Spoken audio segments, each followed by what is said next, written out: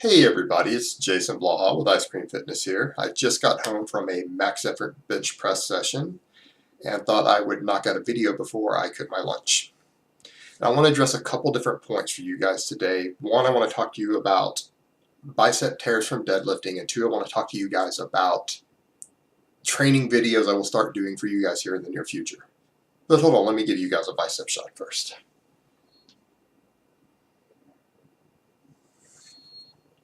Alright, first of all, a lot of people are asking me over and over in comments because they haven't seen some of my older videos on the topics of how I tore my bicep back in 2004.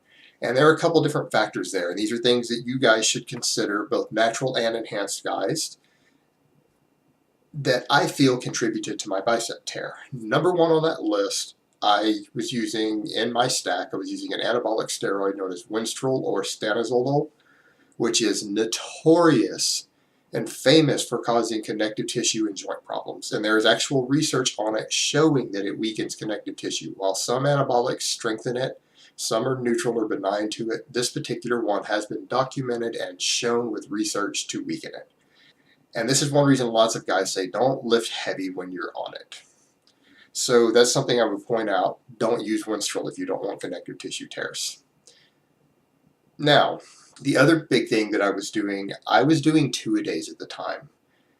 So you start factoring in that I was on a compound that weakens connective tissue as part of my stack at the time.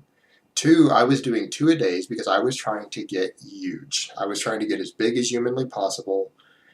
I was looking to continue. I had been bulking for about 2 years straight at that point and hadn't stepped on stage, and I was looking to go ahead and get bigger and then diet down and do a show the next year. So I was trying to get as big as humanly possible, to put on as much size, so I was doing 2-a-days and eating like 8,000 or 9,000 calories a day. But the problem is that I was doing so much workload and training that I would start getting really fatigued in my workouts, and this was my second workout of the day, and I stopped paying attention to my technique. And I was just trying to jerk the weight off the ground, and I had my back and everything good, but I was getting fatigued, and I was on like my 5th heavy set of deadlifts doing my second workout of the day. And I bent my elbows, and that's another tip right there. If you're concerned at all about ever tearing a bicep doing deadlifts, one of the things that you need to focus on is making sure that your elbows are completely locked. Every time you deadlift, start doing it early on, even when you're relatively weak and you're not strong enough to tear a bicep tendon. Start focusing on making sure that your elbows are completely locked before you ever pull on a deadlift. And you can even get into the habit of locking them before you even grab the bar. That might seem like a minor thing, but the bicep is not designed to pull 500 or 600 pounds. They're not designed to take that type of workload. And so what happens is that if your elbow isn't locked, you're putting that stress directly on the bicep. It's the weakest link in the chain. So you're putting potentially 500 pounds or 600 pounds of weight on your biceps.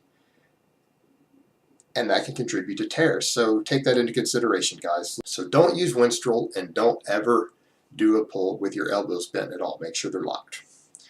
Now, as far as my training videos, people keep asking over and over, and I've typed things on this. I've even put stuff on the Facebook, but I haven't addressed it. Guys, I'm waiting on a bunch of US checks to clear. I can't really get to my savings because I have the way my savings set up. I don't have it set up for me to just pull money out on short notice. And so I'm on a bit of a budget because I thought all of these checks I had would be cleared before that. So I only have, a few hundred extra dollars per month until they clear, just to play with for entertainment and stuff I want to do for fun. And that doesn't give me enough of a budget to go buy a good camera. I don't want to go buy a cheap $200 camera to take to the gym. So as soon as some of these checks clear, I'm going to go ahead and buy at least a $500 or $700 camera minimum, a good HD camera that I can take with me, a good tripod to start doing more filming in the gym. I'm going to get some new workout clothes, things like deadlift socks, and some more wraps, and I'm going to get a whole set of bands so I can start doing more band work in my training because we have limited amounts in my gym. And then you guys can kind of see how I train, what I do. And I think for a lot of people, it'll be different than what they're used to. You guys are used to seeing a lot of bodybuilder training. And it's funny because I have my novice routine up, and there are people who think that my novice routine is powerlifting. And any power lifter, if you were to tell them that, they would laugh their ass off at you and go, dude, that is a pure bodybuilding routine. I don't even see any powerlifting in it, other than there's 8 rep sets of curls in it, which powerlifters do that. But 5x5 sets of cross squats and bench presses, I don't even go that high reps. I do mostly 1 to 3 reps. I would say 80% of my own training is in the 1 to 3 rep range. And some of my accessory work, I go 8 to 10, and some of my isolation movements, because again, power lifters do curls, power lifters do tricep press downs, they do all of those things, and people don't seem to realize that, because the bicep is used to stabilize your bench press, to stabilize the tricep on the bench press. So power lifters do 10 rep sets of curls all the time to build their biceps up.